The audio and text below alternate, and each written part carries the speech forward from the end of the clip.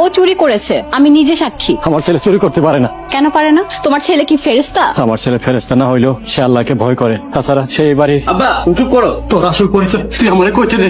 না আব্বা তুমি কিছু কইবা না। ও আর কি বলবে? তোর আসল পরিচয় তো আমরা খুব ভালো করেই জানি, তুই একটা চোর।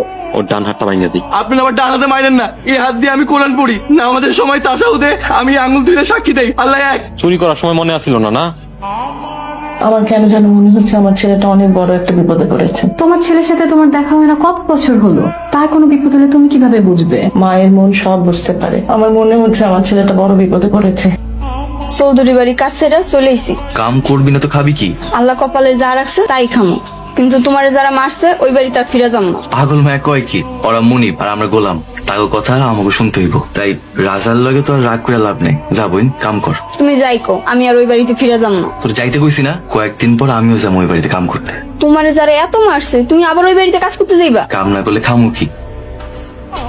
তোরে আমি যে কাম দিছিলাম ওই কাম করছস? ওই কামের কদ্দুর? আব্বা ওই মায়েরা তো অর্ধেক পড়ায় ফেলছে, আর কয়টা দিন সময় দেন, তারপর দেখবেন রাজকন্যা আর রাজ্য দুইটাই আমার। এই চোরটা এখানে কি করতে এসেছে? ও বলেছে ও আবার এই বাড়িতে কাজ করতে চায়। তুমি একটা চোরকে কাজে রাখবে? ও বলছে ও আর কোনোদিন চুরি করবে না। তুমি ওকে এই মুহূর্তে এখান থেকে বের করে দাও। ম্যাডাম আপনার যেমনি কইবেন আমি তেমনি চলুক, তারপর এই বাড়ি থেকে আমরা বাই করেন না। তোর আর কোনো কথা শুনতে হবে না, তুই এখন এখান থেকে বের হয়ে যা।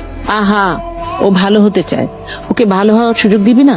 বড় ম্যাডাম ঠিকই কইছে, আমার একটা সুযোগ দেন। দিতে পারি, তবে একটা শর্তে। তুই এখন থেকে সবসময় আমার সেবা করবি, আমার আগে পিছে ঘুর ঘুর করবি, দরকার হলে আমার হাত পা টিপে দিবি। নাউজুবিল্লাহ, আপনি একটা মায়া মানুষ, আপনার শরীর আমি স্পর্শ করতে পারবো না। আসছে আমার সাধু মানুষ। মেয়ে মানুষকে স্পর্শ করা পাপ, আর চুরি করা পাপ না? আহা, হয়েছে তো, ঠিক আছে। হাত পা টেপা ছাড়া তুমি সব কাজর করবে, ঠিক আছে? যাও ভেতরে যাও। আমি তোকে উচিত শিক্ষা দিয়েই ছাড়বো। কি ব্যাপার, হাত ধরছেন কেন? আরে আমি কি তোমার হাত ধরতে পারি না? দাও না একটু ধরি। একটু লাই দিয়েছি বলে একদম মাথায় উঠে গেছেন নাকি?